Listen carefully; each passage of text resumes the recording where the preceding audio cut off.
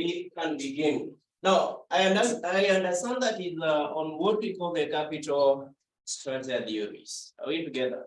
Which is basically what we call the theories of capital structure. And theories of capital structure, there are three. We have what we call the net income theory. Net income theory. Now, under this one, you were told that it works on the assumption that the financial risk does not affect the individual company. Basically, when I talk of individual company, we are talking about the value of the company. Are we together? Then the second one is on what we call the net operating income theory. Net operating income theory. This is what we're supposed to begin with. Generally, is what we call the Modigliani-Miller preposition. The Modigliani-Miller preposition. Now, for Modigliani-Miller preposition, now in this case, so under this theory, saying that the capital structure is irrelevant. What we mean in this case is that it does not affect the value of the company and WSEC. Are we together? So under Modigliani-Miller preposition, we'll be able to know in determining the value, when you incorporate what we call the corporate taxes, incorporating what we call the personal taxes, and also incorporating what we call the financial distress. Are we together? That all is on what we call the net income operating theory. So you can just begin and say, for those who have not indicated, you can just indicate and say, under this theory, the capital structure is irrelevant. The capital structure is irrelevant. Capital structure is irrelevant.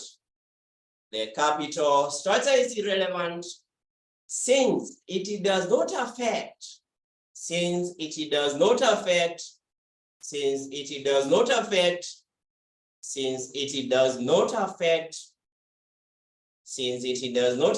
the value of the company and WSEC.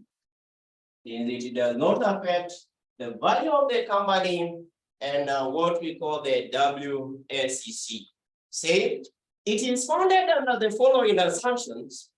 It is founded under the following assumptions. It is founded under the following assumptions. It is founded under the following assumptions. Number one, there is a perfect and efficient capital market. There is a perfect and efficient capital market. There is a perfect and efficient capital market. There is a perfect and efficient capital market. Number two is that the corporate borrowing. Number two is that the corporate borrowing. The corporate borrowing has the same financial effect. The corporate borrowing has the same financial effect. Corporate borrowing has the same financial effect on individual investor. On individual investor. On individual investor. Then the third one, you see that both individual and corporate, both individual and corporate companies, both individual and corporate companies, both individual and corporate companies, both individual and corporate companies can borrow and lend money, can borrow and lend any amount of money, can borrow and lend any amount of money. No, for there is those who are saying that they cover this. As I've said that just going through this net income operating theory, then we'll be able to get to the mergers and acquisitions. Is that okay? Or on that? So I think for the online, those who are in the online, I'll say that I understand that we cover that, but mainly for those who have not covered that, let's just do it, then we get to that area that I'll see. Now, and this model, that is Modigliani and Miller, to get now the value of the liver. When we talk about liver company, the company that is financed by both equity and what? On debt. So, and you see that the optimal capital structure is where the value of the company is maximum. Are we together? And WSCC is what? Minimum. Are we together? So now, in this case, under the Modigliani and Miller preposition, still the value of unlevered will just be the same way, earning before interest and tax, 1 minus taxation, KEU. So, in this case, it will not change as per the what? It doesn't for the net income operating, the net income theory. Are we together? Now, but for this to get the value of the liver, it will be now given by the value of our liver plus the present value interest tax shield. Are we together? Present value interest tax shield. How do you get the present value interest tax shield? Get the present value interest tax shield will be the tax rate. Just multiply by the what? By the debt. Are we together? That is how you get the value of liver, and that means that you'll have first to get the value of unlevered, which in this case you just get it using the net income theory, get the value of unlevered. Then afterwards, you will get the value of liver now using the value of unlevered. Are we together? Then you have the present value interest tax shield. Are we together? Now, again, in this case, to get the cost of equity of liver, and this is when the company is liver. Are we together? In this case, we don't use CAPM. We only use CAPM if the questions prompt you to use CAPM. Are we together? So to get the cost of equity of liver will be given by the cost of equity of a liver plus the cost of equity of a liver, KD, the proportion of debt over the proportion of equity, 1 minus the taxation. That is how you get the cost of equity of liver in what we call the Modigliani and Miller preposition. Unless otherwise stated, to use the CAPM for you to be able to get this KEL. That is when you use CAPM. Are we together? But if the question is not clear on which the method to use to get the cost of equity of liver, and generally when you are looking for WSCC, in that case, that is how you'll be able to get the cost of equity of liver. So this is the cost of equity of unlevered plus the cost of equity of unlevered. This is the cost of debt, proportional debt over proportional equity, 1 minus the taxation. Are we together? That is on that. I want first to just talk about them, then we'll be able to talk about the rest. So this family, when you are incorporating what we call the corporate taxes, the corporate taxes, when you incorporate the corporate taxes, this is how you get the value of equity of liver. Are we together? So now, let me just talk about what we call the Modigliani and Miller preposition incorporating. Incorporating personal tax. Personal taxes. So this one I've said is when you are incorporating what we call the corporate taxes only. Are we together? Now, when we incorporate what we call the personal taxes, generally just understanding the effect the personal taxes will have on the value. Are we together? And that is whether the value is going to increase or the value is going to decrease. So in this case, when you incorporate what we call the personal taxes, the value of unlevered will be earning before interest and tax, 1 minus, this is the corporate tax. 1 minus the tax on common stock. When we talk of common stock, we are talking about the equity. And remember, this is only what? It is only equity financed firm. Are we together? Then you divide by cost of equity of unlevered. Are we together? That is how you get the value of unlevered when you use what we call or you incorporate the personal tax. So this here I'm talking of is the corporate taxes. Corporate taxes. When we talk of TP, this is now what we call the tax on common what? Tax on common stock. Common stock, or what we call the equity. Tax on common stock, or what we call the tax on equity. That is how you get the value of equity of unlevered. Now, for you to get the value of equity now of the lever, will be given by the value of equity of unlevered plus this now will just to get present value interest tax shield. Normally get the debt, you multiply by this will be 1 minus the corporate tax, 1 minus the tax on common stock, which is TP. Then you divide by 1 minus what we call the tax on debt. That is how you get the value of equity of the lever when the company is equity and debt finance. And remember, under capital structure theories, we work on the assumption that the company can only be financed by only equity and debt. Are we together? So now, this TD, I know is what you don't understand. That is what we call the tax on debt. So generally, as I said, in determining the value is just understanding the effect that the personal taxes may have on the value. Are we together? When you incorporate the corporate taxes, what will be the value? When now you incorporate what we call the personal taxes, then what will be the value? And mostly when you incorporate the personal taxes, the value will go down. Are we together?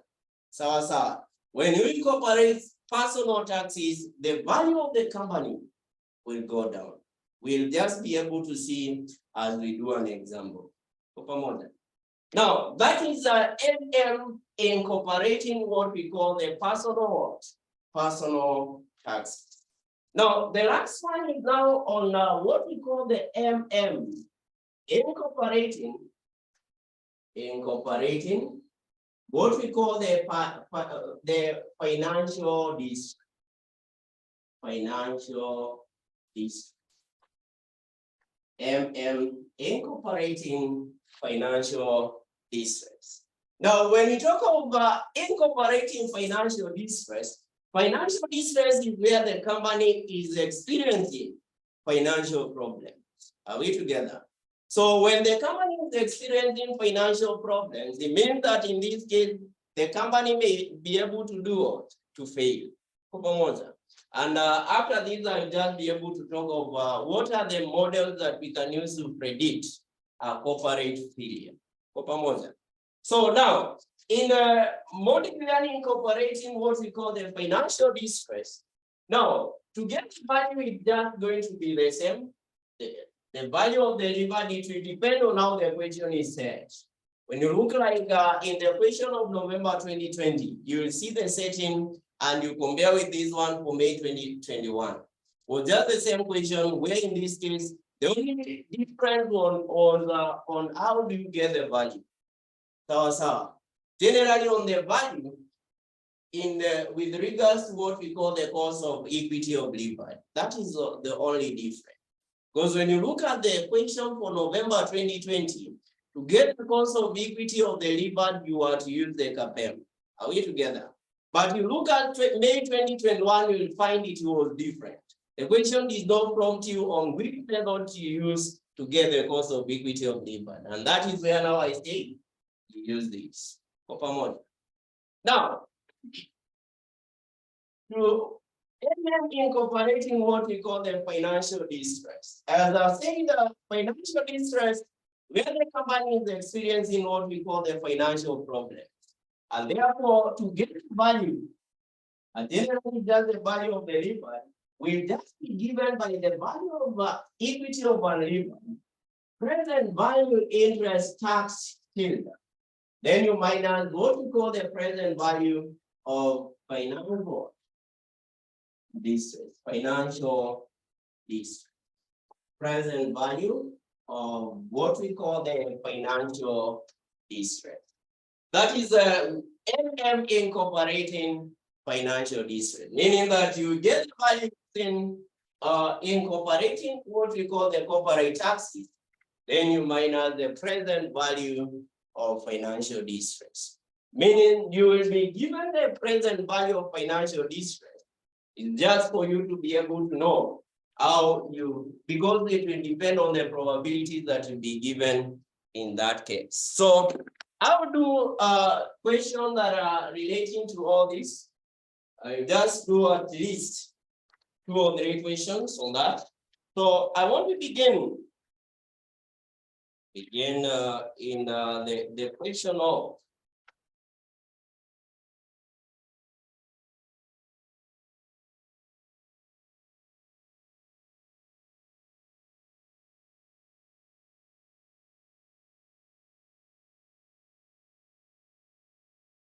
Glenn and Miller. So we begin with this question in the sitting of the question in the sitting of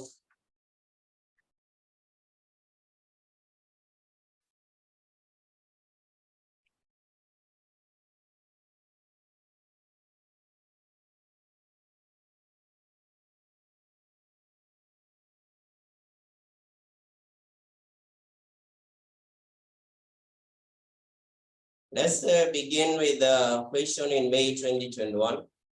I just begin with that one for May 2021. Question number 3B. May 2021. Question 3B. May 2021. Question number 3B. May 2021. Question number 3B. May 2021. Question number 3B. May 2021. Question 3B.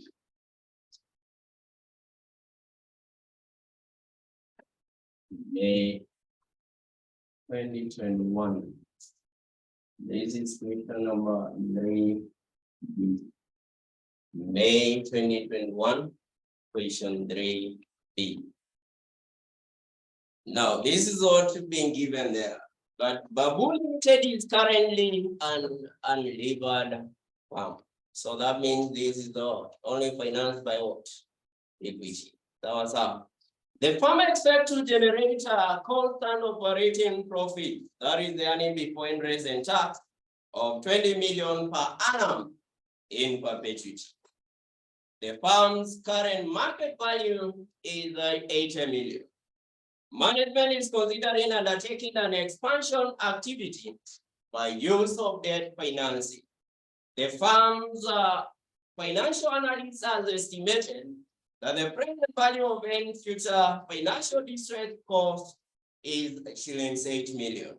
However, the probability of the distress would increase with the leverage according to the following schedule.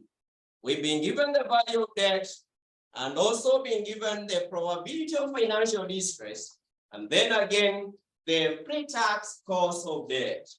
Corporate tax applicable is 30%. You are required the cost of equity, the weighted average cost of capital of the firm. Roman 2 is using the pure Glenn and Miller with a tax model. That is generally on incorporating the corporate what? Taxes. Are we together? That is determine the optimal level of debt.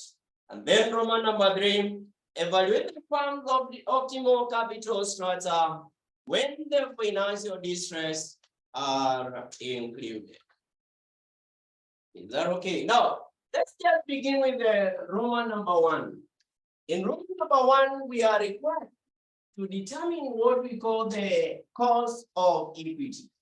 And that is since the company is unlevered, it's what we call in the KEU. Are we together? So now, to get you get that. Now, get the cost of equity here.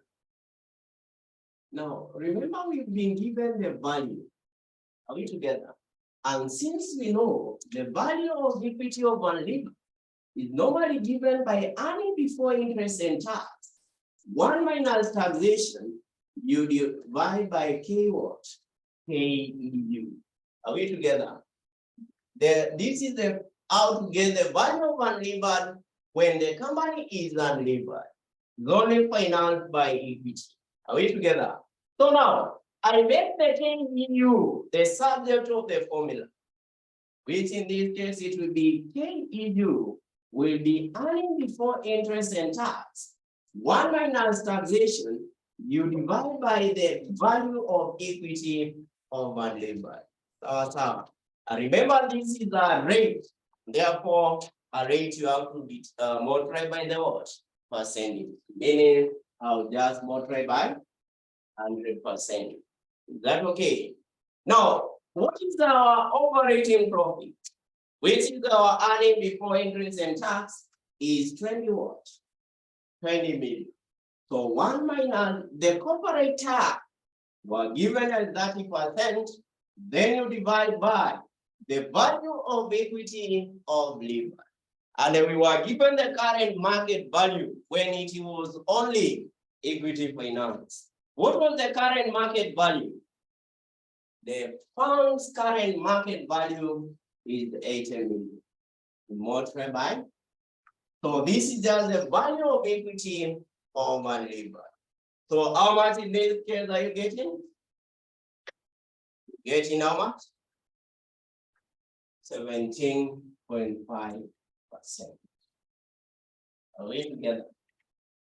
So that is the cost of equity. What about the WSEC? Now, since this company is only financed by the equity, the cost of equity of levered will also be the same as what? The cost of equity of unlevered will still be the same as the cost of equity of what? The WSEC. What I mean in this case is the 100% proportion of what we call the equity. Are we together? And that means we know to get the WSEC is weight of equity, cost of equity, weight of debenture, cost of debenture, 1 minus taxation. This one will rule it out because the company is what? Is only equity finance. So that means in this case is 100% multiplied by the cost of equity of the unlevered, which is 17.5. And that is why I'm saying the WSEC will just be the same as the cost of equity of what? The unlevered. Now let's get to, that is Roman number 1. Roman number 2, using Modigliani and Miller with a tax model, you are to determine the optimal level of debt.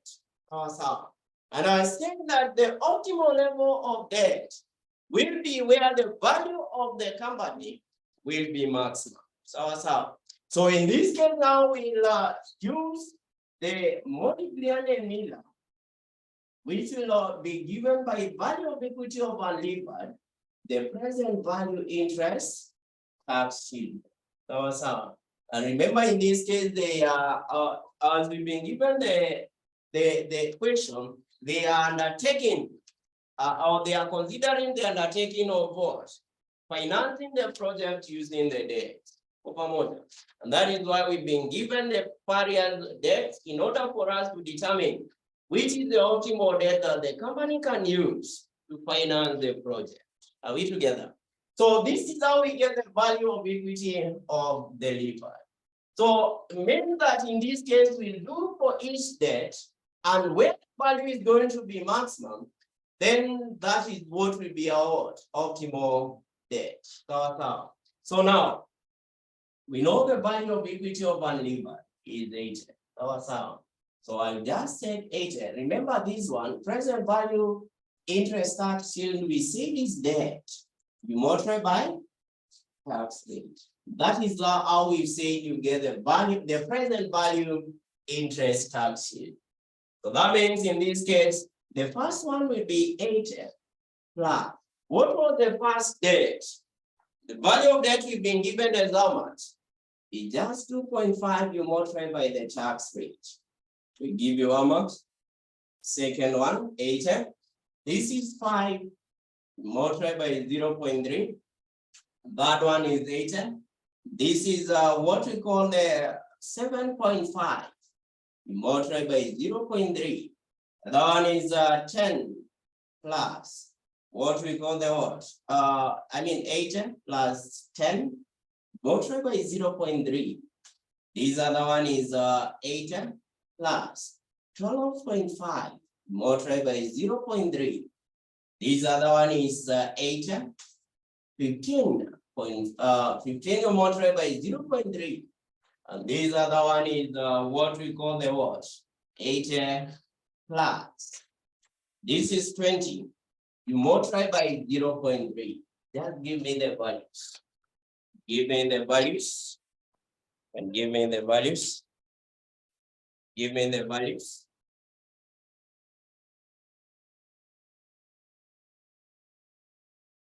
Give me the values. First one, how much are you getting? 80.75. Second one, how much are you getting?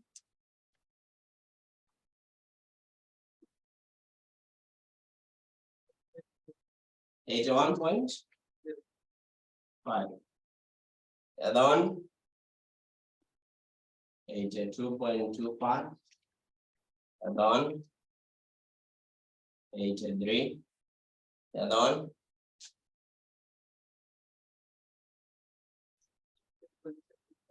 83.75. The other one, 84.5. The other one, 86. Right? So we see the optimal capital structure where the value is maximum. Therefore, in our case, where is the value maximum? 86, right? So meaning that our optimal debt is how much? Optimal debt. What is our optimal debt? 20 million. That is how you are to do on that. So that is on Roman number 2. We now get to Roman number 3. Roman number 3.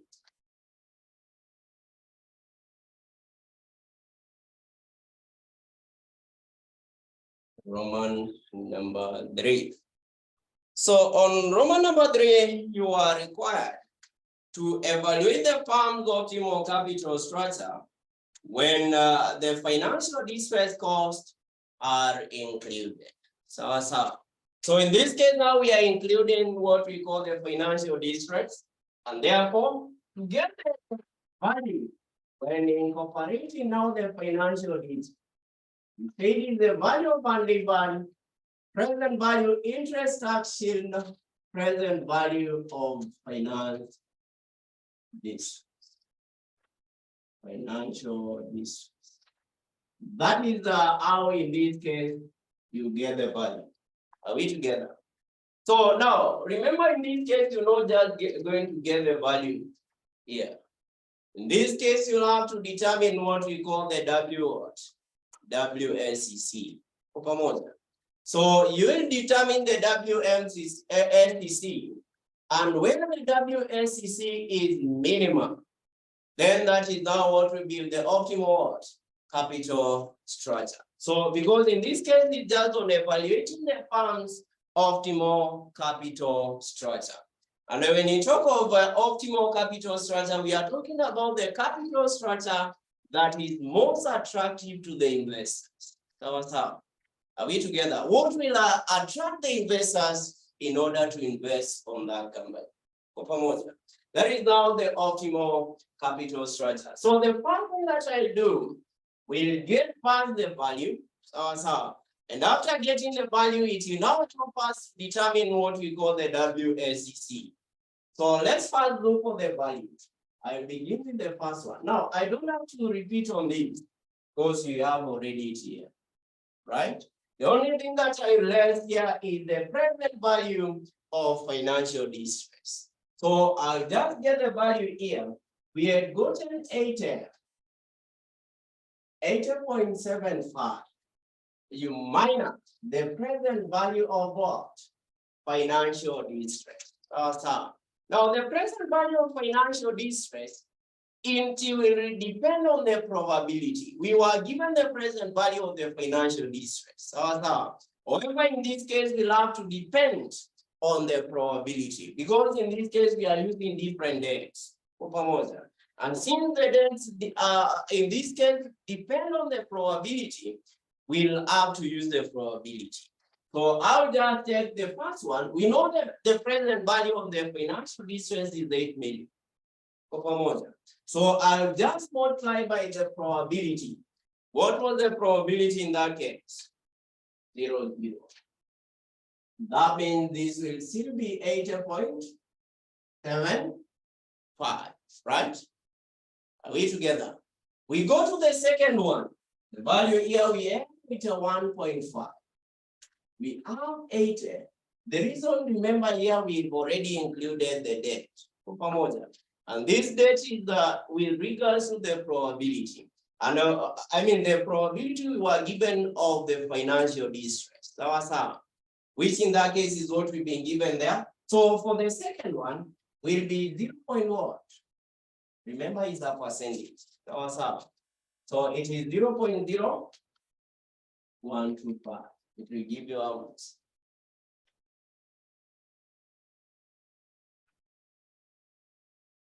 How much is it giving you? 0. 0. And the pattern the value. Yeah. 80.9. Are you really getting the same thing? 81.6. 81.6. Yeah, 81. Is it 4 or 6? And then it should be 81.4. 1.4. We continue. The other one we know the value here. We were having 82.25. 8 you multiply by what is the probability? 0.025. We give you how much?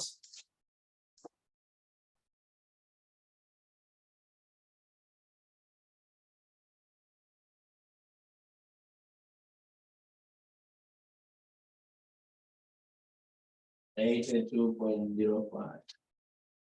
82.05. This other one is 83. So I minus 8, you multiply by what?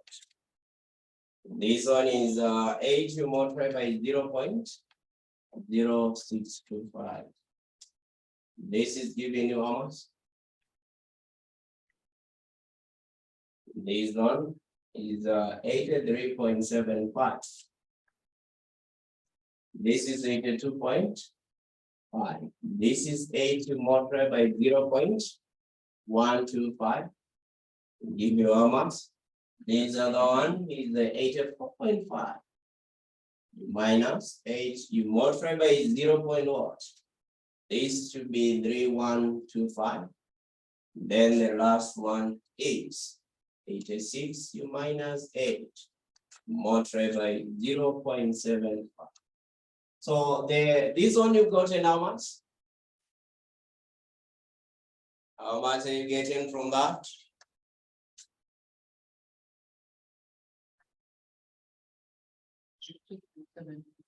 82.75. These are on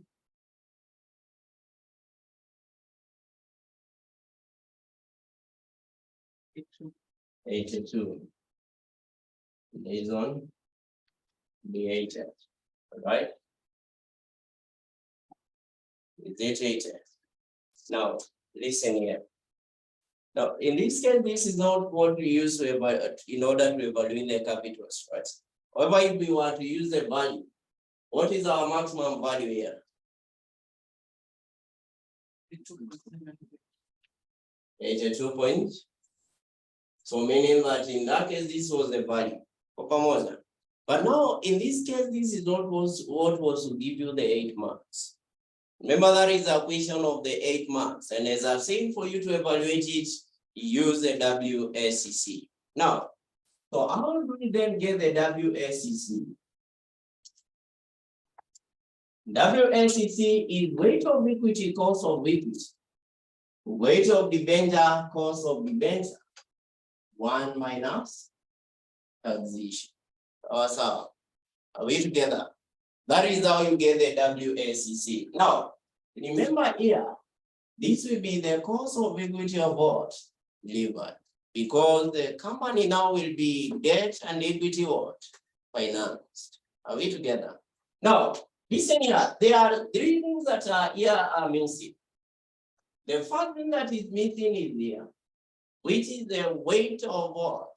Equity. Are we together? And that is why now I say that now that this is what will help us to know. This value is now what will help us to get the weight. Because already we know the weight here. If the value is 80.75, and we know the value of debt here is how much? Value of debt on the first one was what? 2.5. Meaning that if I take 80 minus 8.75 minus 2.5, the other proportion will be for equity. Are we together? That is now how we'll be able to get the weight. Number 2 is the cost of equity of now the lever. And the cost of equity of the lever, now this is where I think we'll now use this method. Because when you look at this, we've not been told that you use Capella. You've not been given the risk free, or you've not been given the expected return of the market. So. And therefore, we use this method where we simply get the cost of equity of unlevered plus the cost of equity of unlevered, cost of debt, then proportion of debt over proportion of equity, 1 minus taxation. Again, this value will also help here get this proportion. Are we together? The proportion of debt or equity. Are we together? We're talking about the proportion on which the company will be financed using debt, and in which the company will be or will use in order, or which proportion of equity will use to finance that company. So those are the 3 things that are missing. So I just want to do it in one. So I just have how many columns? I just need to have the column for getting this, then for getting the WSCC. So I think I can have it here. Then just to have this, the cost of equity of labor, which is said to be given by the cost of equity of unlevered, plus the cost of equity of unlevered TD, proportion of debt over equity. This is 1 minus taxation.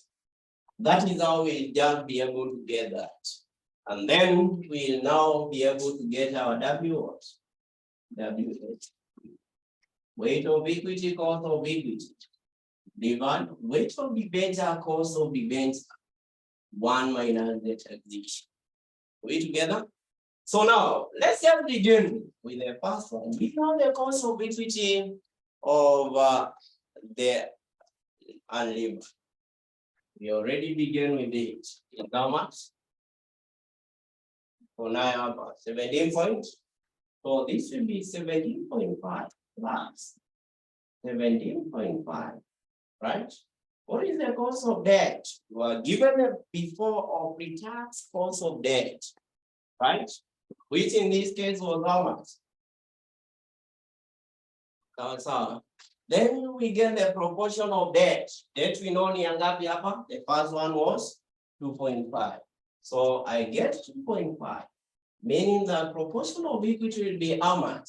80.75 minus the what? Because this is for both equity and debt. So what will be now the value of the debt? Because you know the value, the value of equity, since you know the value of debt. So 80.75, you minus how much? 2.5, right? Didn't we need to pay the value debt here? This is the value, right? Which this comprises of what and what? Equity and debt. Do we know the debt? Sindio? If we know the debt then, and we know this is the whole value, can we get the value of equity? So how do we get the value of equity? You get the value minus the debt. So what will be the proportion of debt then, of equity? Yes? 78 point. So I just multiply by 0.7 is 1 minus the taxation. So how much are you getting from that? How much are you getting from that?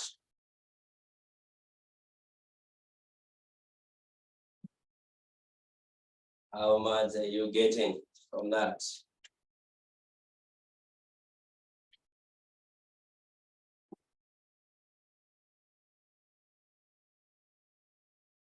What is the cost of debt? Remember, this is a multiplication. So the first thing you may begin with there, don't start with this. That was how. So you look for this, then you come and add 17.5. You may eat up 17.8%. That is 17.8%, right? That was how. So that means now we can get the WS60, right? So how do we get the WS60? Weight of equity. We know equity was 78.25. You divide by the total. Total is 80.75. Cost of equity, we've been able to get that. Plus, weight of debt here will be 2.5. Divide by 8.75 the total. I multiply by the pre-tax cost of debt was given as how much? 4%. Then I multiply by 0.0. 0.7 is 1 minus the taxation. So how much is it giving you? 17.34. That is how you get that. We go to the second one. The second one will be 17.5 plus. We also have 17.5 minus how much? Cost of equity of the cost of debt we've been given there are 6. That is 6. Proportion of debt. This goes on the second debt, which is 5. Divided by on the second value is 1.4. So what will be the value of equity? Then you multiply by 0.7. They give you how much?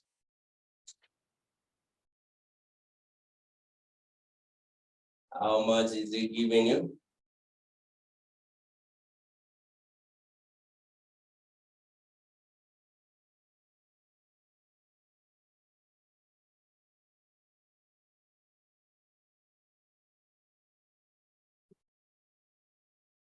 $10.05. And this will be 76.4. Divided by this was the 1.4. Multiplied by 18.05 plus 5 divided by 81.4. Multiplied by 6, 0.7. How much is he giving you on that? 17.5 plus. This is 17.5 minus how much? 10. Right? This is now the cost of debt should be how much? Here we know it's how much. So this one I've used 6. This should be 6 point. This is 10. So this one is 7.5. When you minus from the value, 82.05. You get in how much?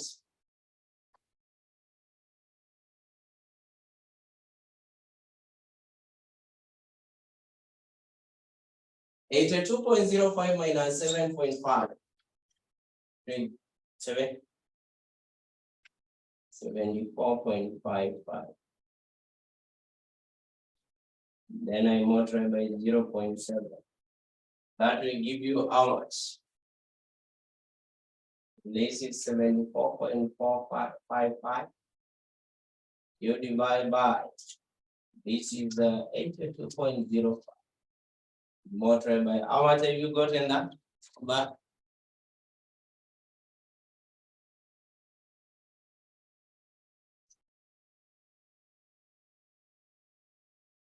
18.08, or is which one? The online I see you talking of 18.08. That was for another. So how much are you getting?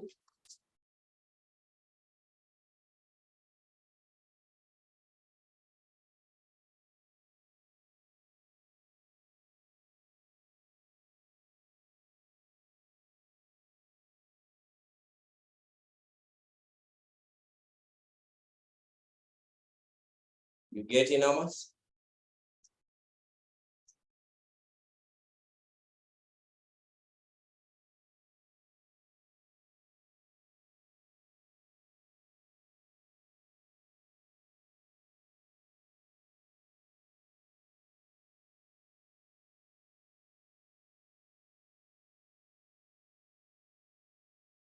How much are you getting as the cost of equity of labor?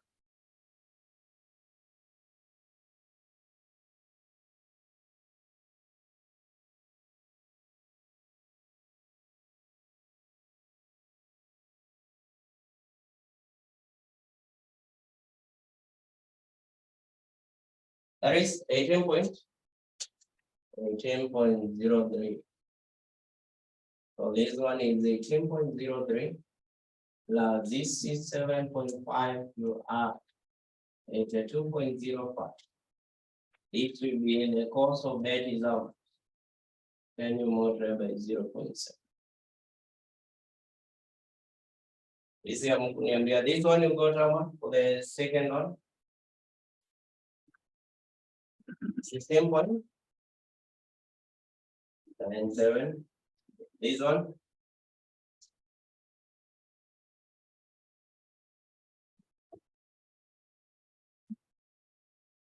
Number one is 17.2. So this is 17.2. This one.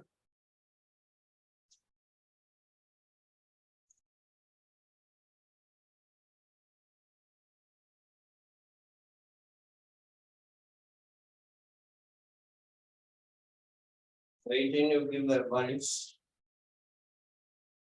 This one you get how much?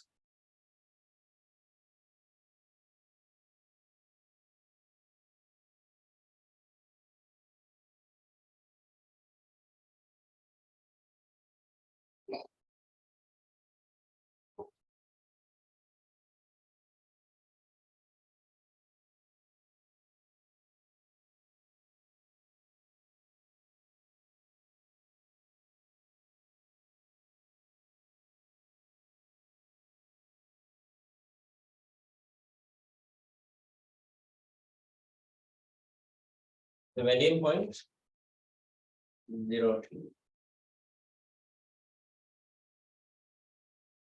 We go to the other one, 17.5 plus 17.5 minus how much?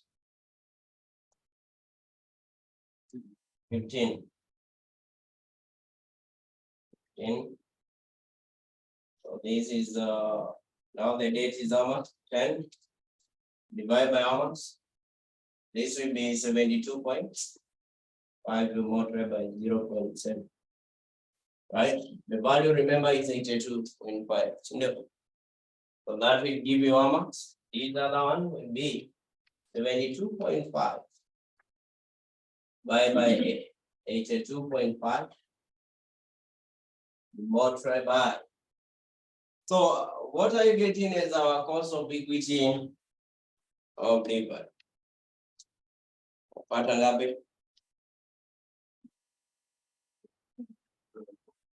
17.7.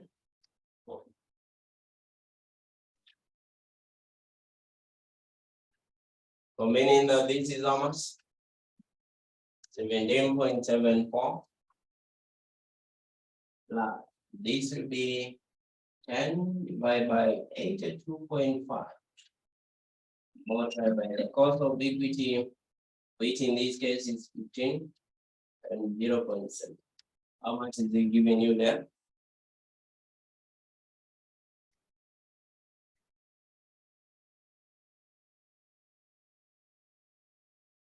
$13.5.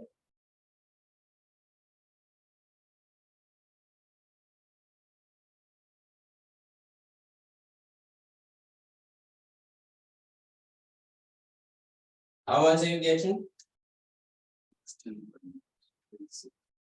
It's 10.8.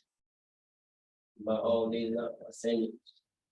Then this one, on this one now. This is on a 82.75. So 82.75 minus 12.5. We give us how much? Is it 7 point? Is it 7.25? Then you multiply by 0. This will be 7.25. I divide by 2.75. What are you getting as the cost of equity of labor?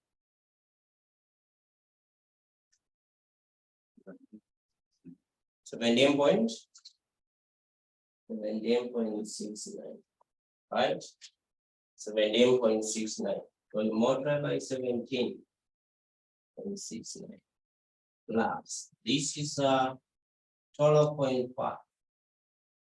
82.75 multiply by, that is multiply by the cost of debt, which is 18, 0.7. will give you how much?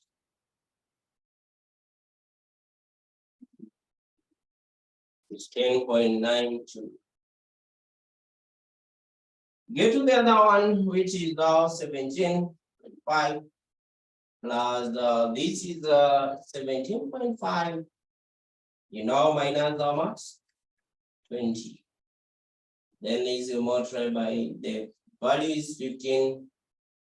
So 82 minus 15, 60. You multiply by 0.7. How much is it giving you?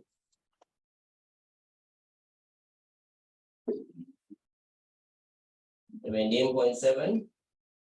So this will be now be given by, will be 67/82. You multiply by 17.76 plus. This is 15 minus 67, 82. Multiply by this is 20. Multiply by 0.7, which is giving you how much?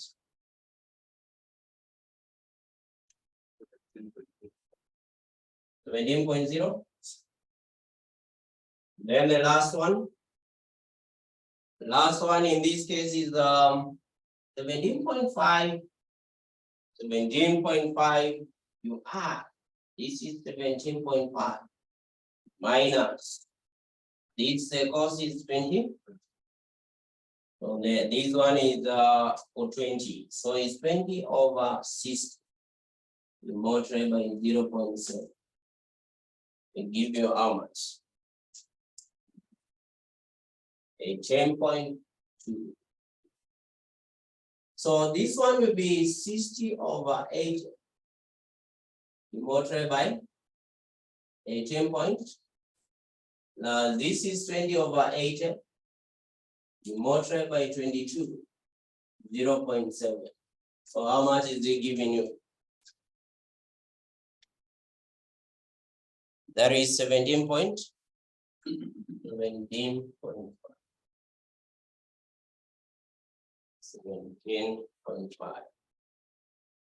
So optimal WSCC is where optimal capital structure is where the WSCC is minimum. And WSCC is minimum where? Where is the WSCC minimum? Yes?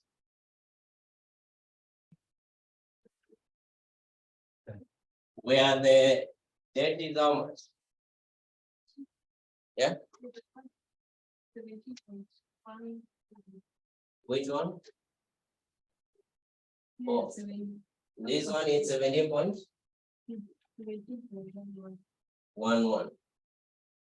This one, meaning that this is 17.11.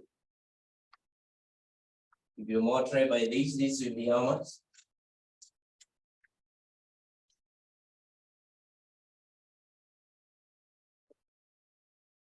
How much is it giving you?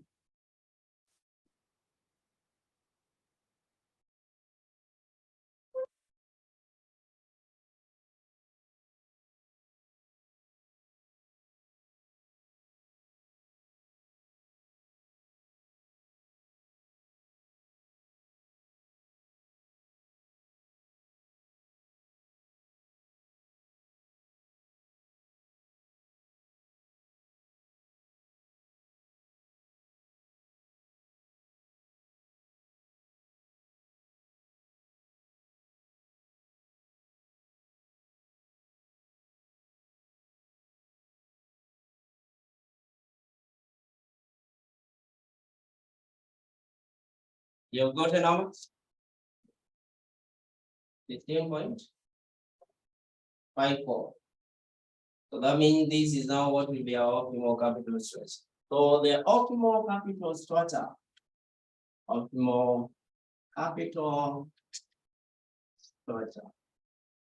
is where the WSCC is how much?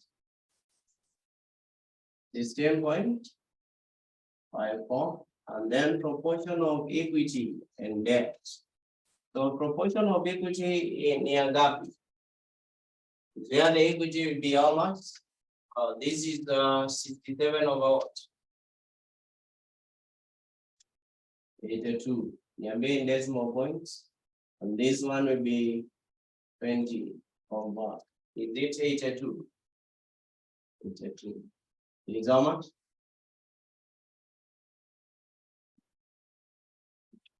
Yes?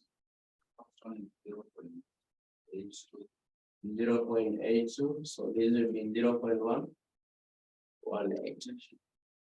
Yes? Oh, this one. This should be 10. 15, sorry. Yeah, they should have been 15 over 82. Yeah, for the second one. Yeah, that is how you get the optimal capital structure. So the optimal capital structure, they have to be financed by equity 82%, debt 18%. So meaning that the debt will now be over how much? 20, is it 20 or 15? 15 million. Right? That is mainly incorporating what we call the financial district. We can also try another example. This should be, I think it's a question in May 2018. May 2018.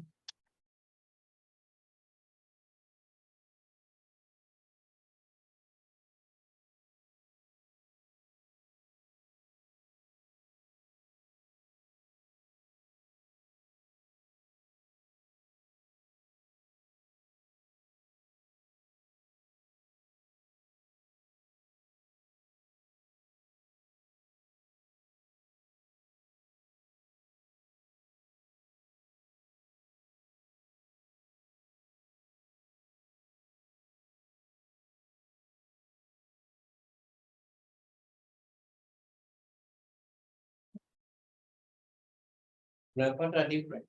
Where that's why I'm not using calculator. So if you give me the different values, I'm not using calculator. So if you give out different values, then I just use the values that you give.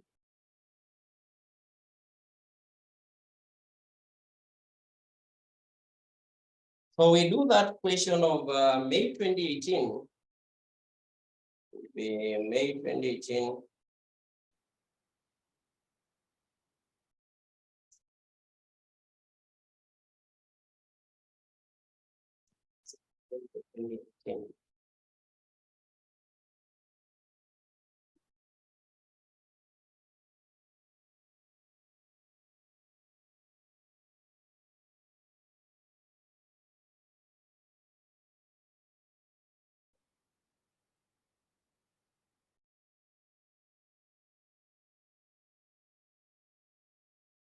For May 2018, I want the one that is having financial, the personal taxes. I mean, personal taxes.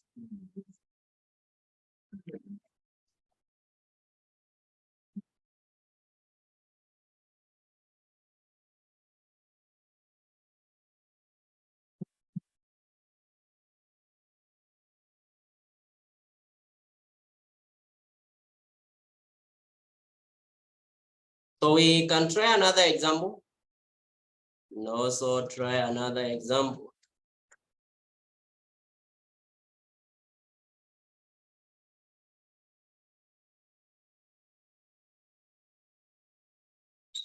Also try another example.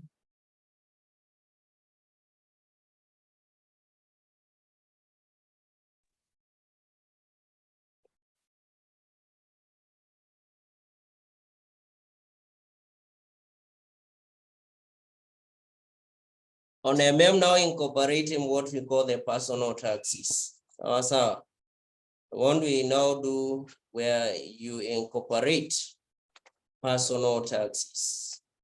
Incorporating personal taxes. And M incorporating personal taxes.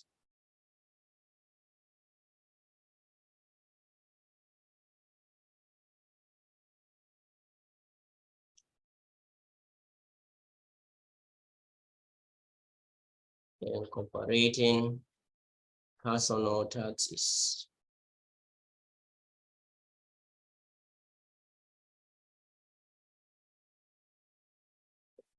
Incorporating personal taxes.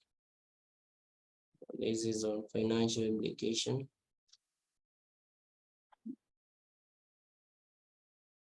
Okay, let's just do the one in June 2010. In June 2010.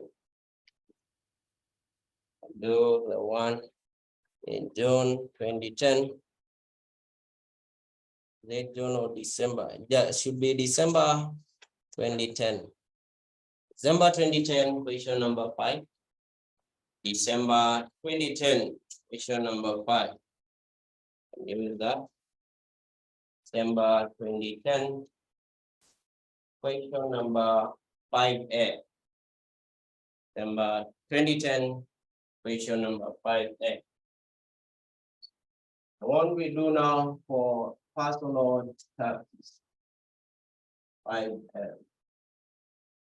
December 2010, that is question number 5A. You are given that MM Limited has the earning before interest and tax of 3 million and a 40% tax rate. Its required rate of return on equity in absence of borrowing is how much? 18%. You haven't seen the question? In absence of borrowing, you've been given there. So you are required, in absence of personal taxes, you determine the what? You haven't seen the question? Page 107. Yeah. So MM Limited has the earning before interest and tax and taxes of 3 million and 40% tax rate. Is required rate of return of equity in absence of borrowing is 18%. You are required in absence of personal taxes, determine the value of the company in Modigliani and Miller preposition. So we can begin with Roman 1. So that is A. In A, they want us to get the value of what? The first thing that you need to know, we've been given the cost of what? In absence of borrowing, the cost of equity of unlevered is how much? 18%. So now let's get to Roman number 1. They want with no what? No leverage.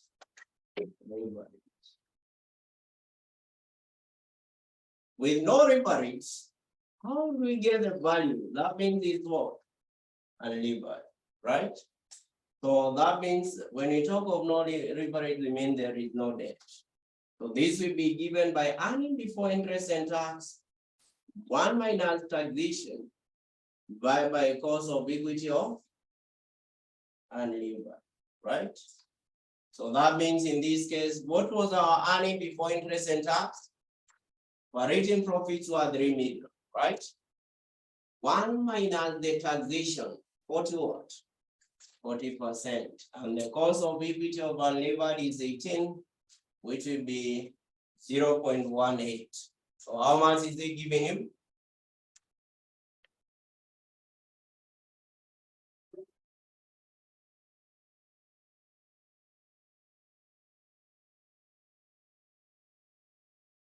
It is giving you how much? So that will be 10 million. 10 million. Go to the second one, which is now with how much in debt? With 4 million in debt. So meaning that with 4 million in debt, it will now be what? Levered. So. And using Modigliani and Miller, value of levered will be value of unlevered plus present value interest tax shield. So. And our present value interest tax shield is the debt you multiply by what? The tax rate. So I'll just take 10. You add, our debt is how much? 4 million. Tax rate is how much? 0.4. Which will give you how much?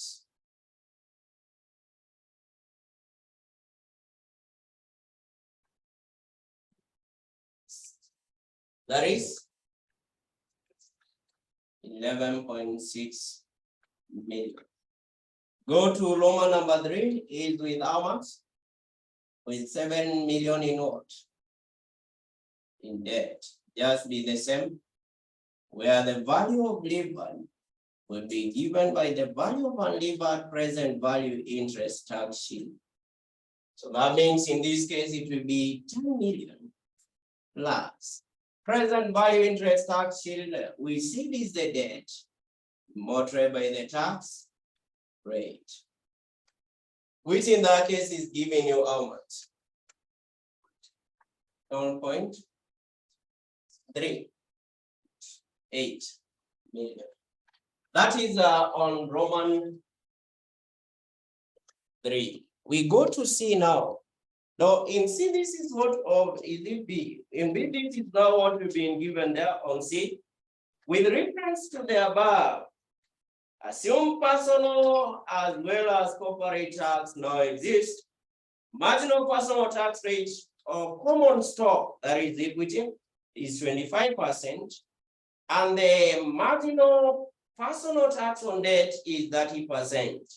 Determine the value of the company for each of the 3 debt alternative in part A, Roman 1 to 3 above. Here, Roman 1 to 3 above. So we can now get that. This is now when incorporating what? When incorporating the personal tax. When incorporating personal tax. So when incorporating personal taxes, That is on C. How do we get the value of unlevered? Say it is earned before interest and tax. 1 minus this is corporate tax. 1 minus the tax on what? Common stock, which is now the equity. Then you divide by a cost of equity of what? Unlevered. So.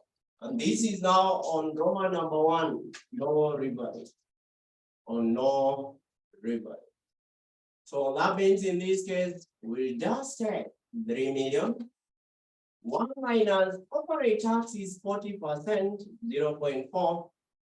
1 minus tax on common stock income is 0.25. You divide by cost of equity of labor.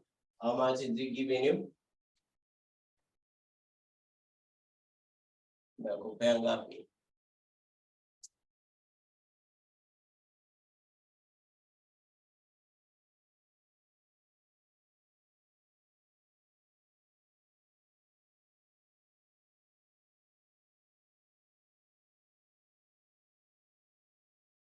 $7.5 million. Now we go to the second one with 4 million in debt. So with 4 million in debt means that now this is what? Labor, right? And to get the value of labor will be the value of unlevered tax. Debt 1 minus tax on 1 minus the tax on corporate, that is corporate tax. 1 minus the tax on common stock, which is CP. 1 minus the tax on debt. That is generally, this is not what is giving us a present value interest for tax. So this case, the value of unlevered is how much? 7.5. So usitumie this 10. This 10 is when we incorporated only what? Corporate tax. So this is how when you incorporate personal taxes. So it is 7.5 million. So this will be 4 million. I multiply by 1 minus 1 on corporate tax, 1 on common.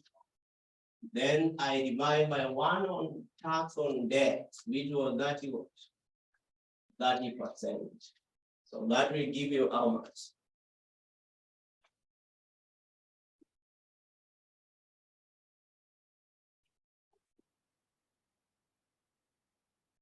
That is giving you how much?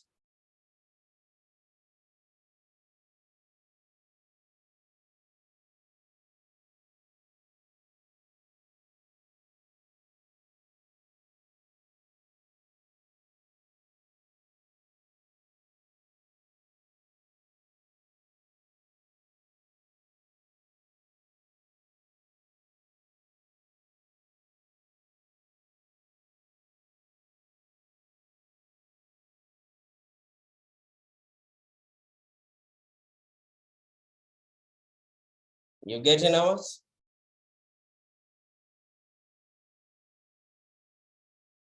8 points. Mtatumia vizuri. Sawa. Let that not be the case here. Kwa pamoja. Usikuwe tu umeng'ang'ana ukajua the formula. Then you give out a wrong answer. That will be wrong. Right?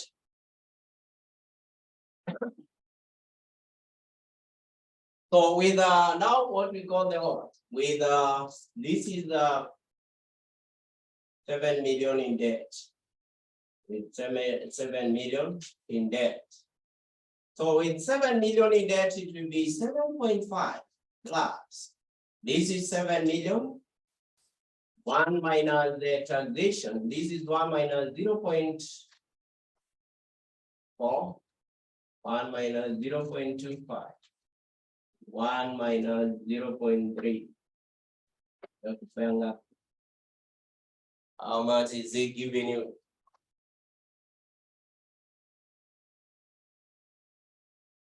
How much is it giving you?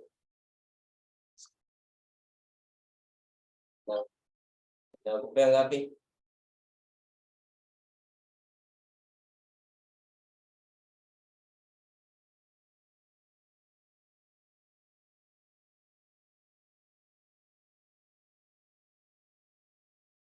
Yeah.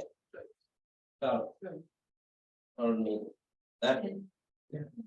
Then where? Now, this is what I mean here. You just begin with this one. Once you get this, you get 1 minus 1. Then you multiply by 7. Yangalia, this all of it is into bracket. Now I want you to see this. This is what I meant. I said that when you incorporate personal taxes, the value will go out. Now, when you look at this, this was 10 million. Now it is how much? Yeah, that is how the impact that the personal taxes will have on the value. So now, before let's just talk of the last part of this is on dividend irrelevant theory. Dividend irrelevant theory. Dividend irrelevant theory.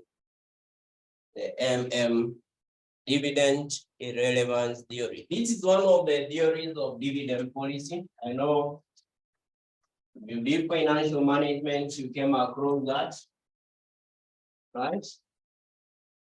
You did financial management, you came across what we call the theories of dividend policy. Dividend irrelevance.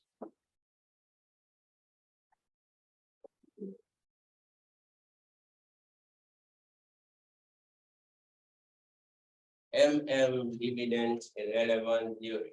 Now, on the dividend irrelevant theory, this is the theory, as you can see here, irrelevant, remain on payment of dividend. So what we mean in this case is that payment of dividends, whether you pay or no payment of dividend, it will not affect the value of the company. So tukisema dividend irrelevant theory, we mean that if the company pays dividend or it doesn't pay the dividend, that one will not affect the value of what? That is what Modigliani meant in this case. However, there are assumptions that are based on this theory.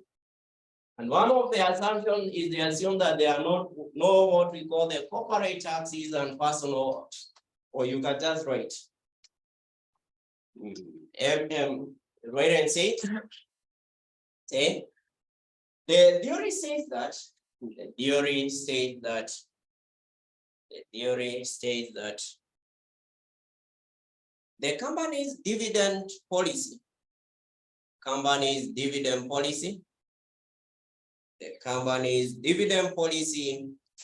does not affect the value of the company. The company's dividend policy does not affect the value of the company. What I'm trying to mean in the dividend policy decisions of financial management, you are able to talk about the types of dividend policies. When I talk of dividend policies, it is answering this question. How much dividend should a company pay? And how much dividend should a company pay? It will depend on the policy that the company in this case will use. There is what we call the constant dividend per share, where in this case they pay a proportion. So a constant proportion na maanisha kama ni 20%, it will be 20%.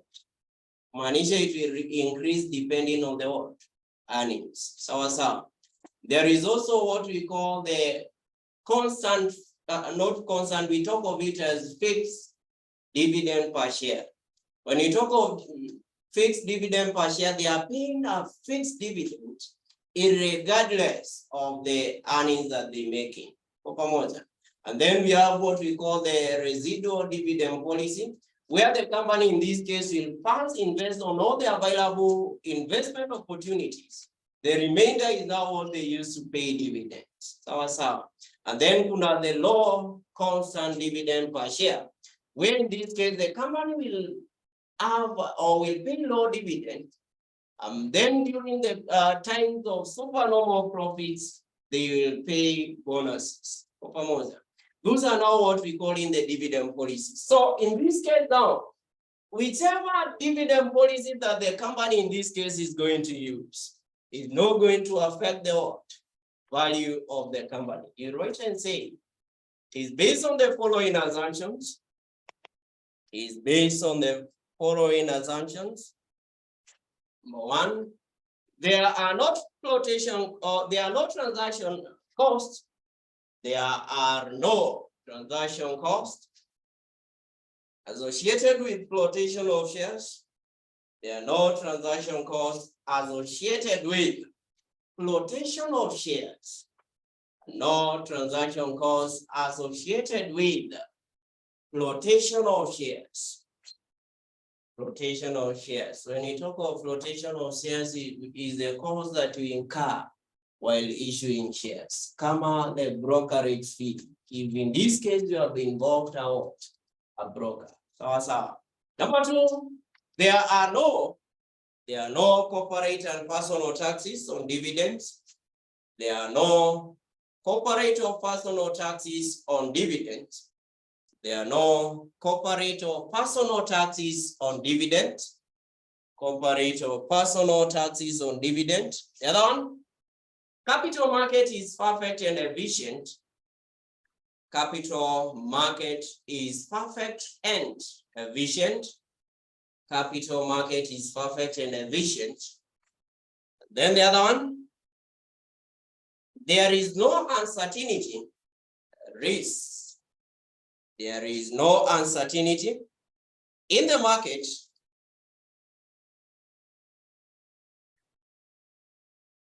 There are no uncertainties in the market, and all investors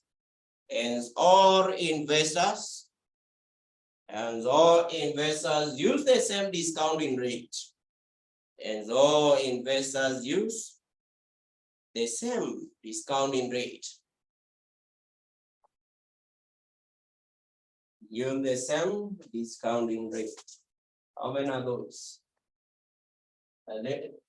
5 or 4. You can add one last, say the company's investment policy is independent. Company's investment policy is independent of its dividend policy. Is independent of its dividend policy. Is independent of its dividend policy. So now, this is now what I want you to understand here. We'll be using this. I'll be talking about D1. D1 we know is the what? Dividend as at the end of the what? Yeah. PO. This will be the current what? Market price. P1. Is now the market price as at the end of the what? Or generally the new market price. Or the market price that is expected as at the end of the year. You can just know that. D1 should just say is the dividend per share at the end of the year. That is the expected dividend. Expected dividend. PO you say is the current market price. The current market price. And then we have P1. P1 is what we call, the P1 is now what we call the expected price at the end of the year, year one. Expected price at the end of year one. So let's just have an example. I think we've just used that. Oh, this is now what happened. In this case, you determine the values when the company pays dividends. Then also you determine the value when the company does not pay what? Dividend. To know whether it is changing. Are we together? We want to know the effect that the payment of dividend or no payment of dividend will have on what we call the what? On the value. So we begin with the question in which city? In May 2019, question number May 2019. Question number 2C, May 2019. Question 2C, May 2019. Question 2C, May 2019. 2C, May 2019. Question 2C.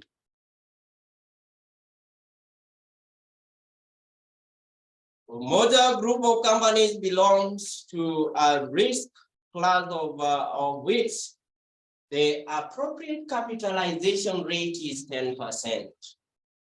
Company currently has or issues as in issue 200,000 ordinary shares selling at shillings 50 each. The company is contemplating the declaration of dividend at a rate of 3 per share at the end of the current financial year, which has just begun. You are required using or Modigliani Miller preposition on dividend irrelevance. You determine the price of the ordinary shares at the end of the year, assuming dividend is not what declared. So the first thing that you also need to understand is the value here. So what is the value of the company? Value of the company. Value of the company is what they have in 200,000 shares. Multiplied by how much? Which in this case should be how much? 10 million. 10 million. Right? Now this is what we want to understand. Whether if now this company pays dividend or they not going to pay dividend, whether this value is going to change. So now, however, in this case, we follow the steps.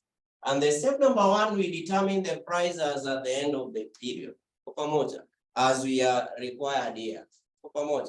So I begin with number 1. If no dividend is what? Dividend is paid. So the first thing that you do, you get what we call the price. So now you get the price. Price in this case will be generally the current price is normally given by the dividend plus. That is generally the expected dividend plus the P1. You divide by 1 plus R. R is the discounting rate of the capitalization. Are we together? So that means now in this case, you need to get the P1.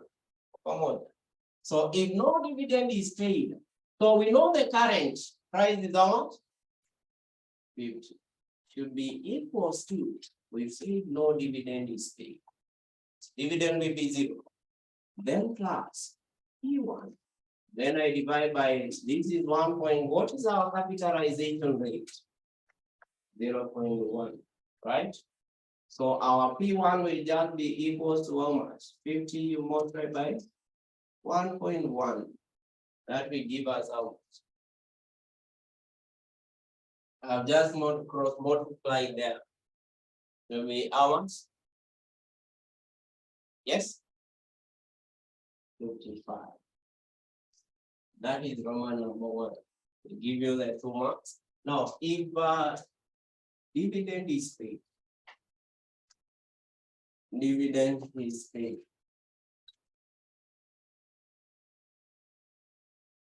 If dividend is paid, this is how what you've been given there. Or again, we also use the same word. We also use the same formula. That's how. Lakini hapa tunajua the dividend that was paid. PO is 15. Will be equals to dividend. They are expecting to pay a dividend of how much?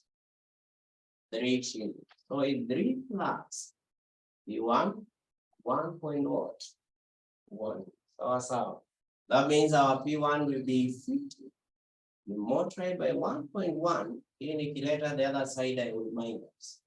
With this will be how much? It will be 52, right? will be the 52. So that is the first thing that we do. Now, the second thing that we do is now we determine the expected market price as at the end of the year.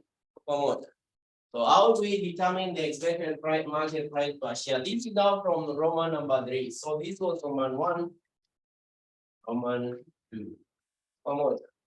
That is Roman 1, and this is now on Roman number 2. If dividend is not paid. So we get to Roman number 3. Now, if assuming that the company generates net income of 2 million and makes new investments of 4 million during the period, you are required to show that under the Modigliani-Miller assumption, payment or no payment of dividend has no effects on company's value. So what now follows there, I will now look for the price as at the end of the year. And this is now what we say. Now we see that everyone should be given back this to be allowed the investment. I will denote it with I. These are plus and the one. So also the dividend. Then you minus X is our net income.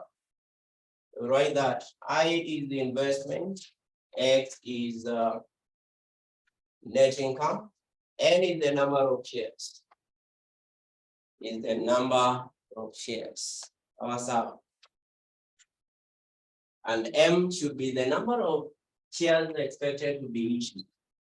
The number of shares expected to be issued. So I've said no, this is the price, my partner's price as at the end of the year. Yeah, so this is not what we are looking for. We are looking for M.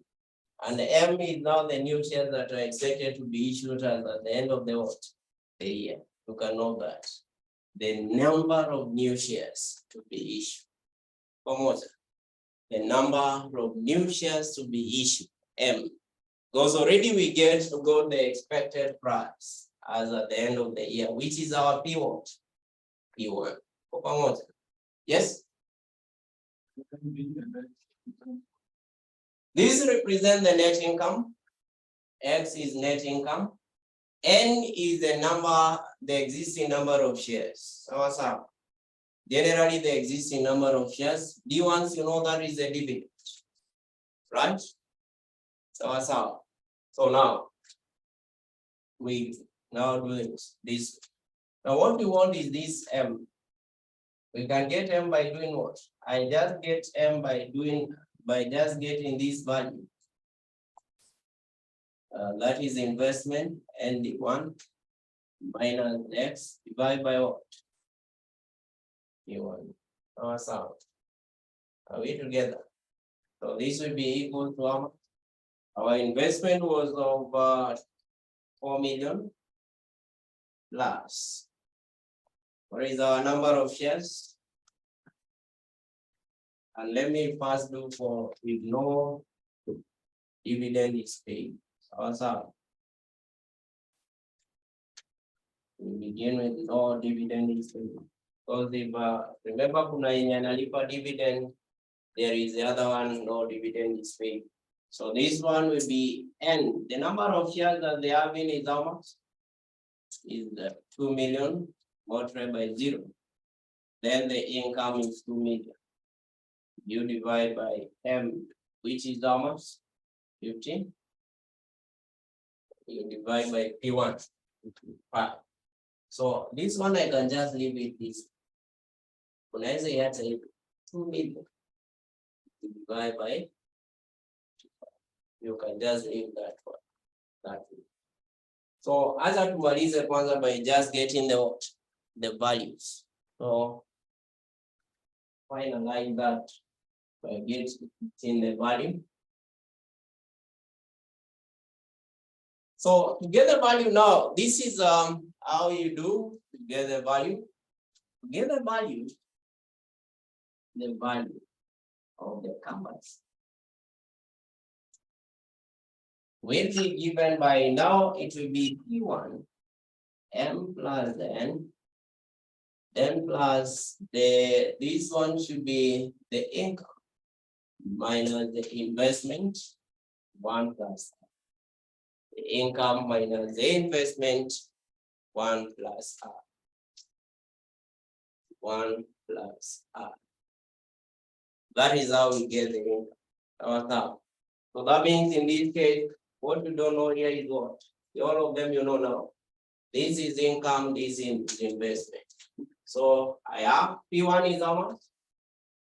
If no dividend is paid. Pamoja. Unataka kumaliza kwanza we get to the other one. So this will be 55. M we've seen is 2 million over just the 55.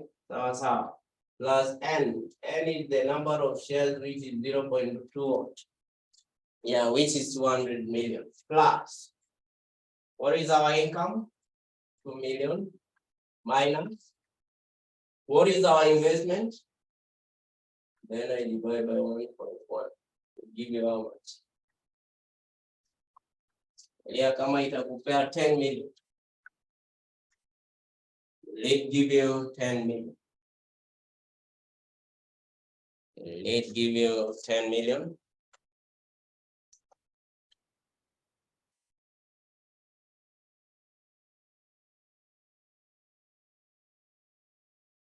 The reason he record returns for the direct. 2 million plus 55 multiplied by 2. So how much is it giving you? 10 million. So if the company does not pay dividend, the value still remains 10 million. So let's assume a dividend is what? Dividend is paid. So if dividend is paid now, we also get the M, number of shares that will be issued. Remember we say the MP1 be equals to investment and the 1 minus what we call the income. So remember for M now we say it is given by what? M will just be now by and the 1. The number of shares multiplied by dividend minus the income divided by P1. So this will be our investment is 4. Investment is 4 million plus the number of shares 0.2 million. They will pay dividend of how much? 3 per shares. No. Then you minus 2 million. You divide by. They should be how much? P1 for this, if they pay dividend, will be 52, right? 52. Which in that case, you can also have it without dividing this. Hapa juu inakupea ngapi? That is 0.6, 4.6, 2.6. 2.6 million divided by 50, right? Is they giving you that? So I now get the value.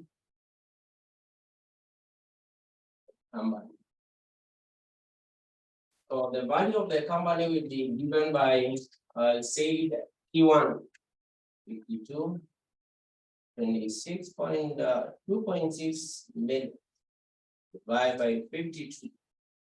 You add the existing shares to N, then you add the income minus the investment. Then I divide by 1. They give you how much?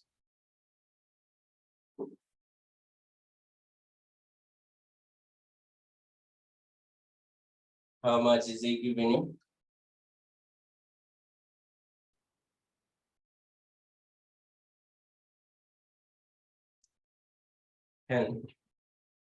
Giving you 10 million. That is now what we were saying there. Payment or no payment of dividend does not have effect on the value of the what? Company. So that is how you are to do that for you to earn yourself the 10 marks.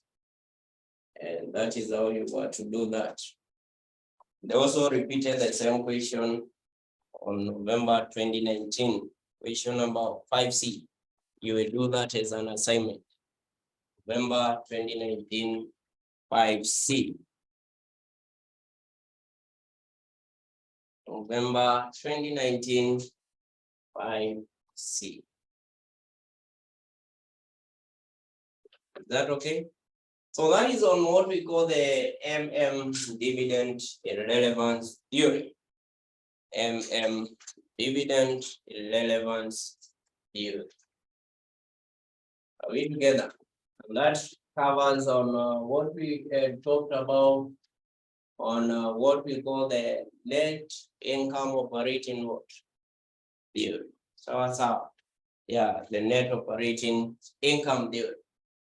Now there is also one last part which I want we have a break of around 10 to 15 minutes so that we now come and continue. What we now do is because I've talked about the financial distress. When you talk of financial distress, I've said is where the company is experiencing financial problems. So we want to know how in this case you can predict the corporate failure. Unaweza jua this company is going to succeed or is going to fail. So we'll talk about that immediately at that break, where we'll talk about the two models. One is what we call the Altman Z-score and what we call the Springate. So then immediately we'll turn to mergers and acquisitions. So we just have a break of 10 to 15 minutes, then we proceed.